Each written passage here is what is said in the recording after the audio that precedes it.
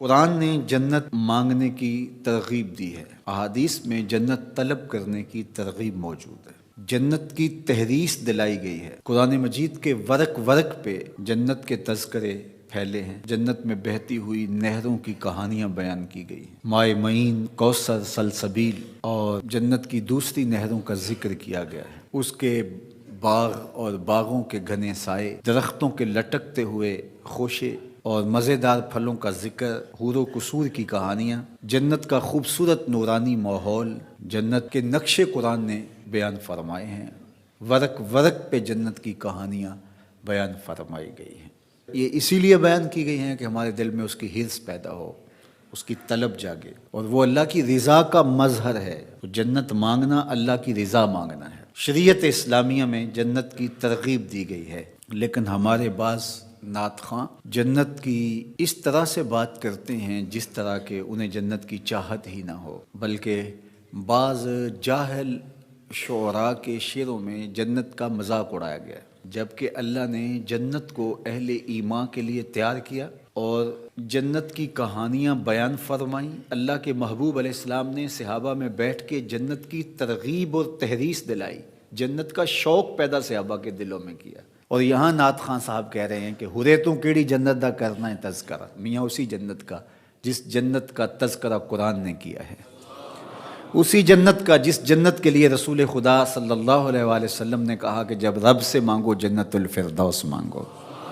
اسی جنت کا ذکر کر رہے ہیں میاں جس کے لیے حضور ہاتھ پھیلا کے اللہ سے جنت کی طلب کرتے تھے، اسی جنت کے لیے جس جنت کی صحابہ کو حضور نے بشارت دی ہے، ابو بکر فی الجنہ، عمر فی الجنہ، عثمان فی الجنہ، علی فی الجنہ، طلحہ فی الجنہ، زبیر فی الجنہ، عشرہ مبشرہ کو بشارتیں دی ہیں۔ اسی جنت کا ذکر کر رہے ہیں، اسی جنت کا شوق سینوں کے اندر پالے ہوئے ہیں۔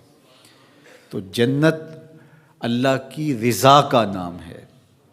تو حسنات دنیا جب طلب کی جاتی ہیں تو دنیا کی نعمتیں ہیں، اور جب حسنات آخرت طلب کی جاتی ہے تو اس میں سے نمایاں چیز جنت ہے، اور جنت اہل ایمان کا ٹھکانہ ہے، اور اتنی عالی مرتبت جگہ ہے، نہ کسی آنکھ نے ایسی جگہ دیکھی، نہ کسی خیال نے ایسا کوئی نقشہ سوچا، نہ تصور میں کوئی منظر لایا جا سکتا ہے جو اللہ جنت میں نصیب فرمائے گا۔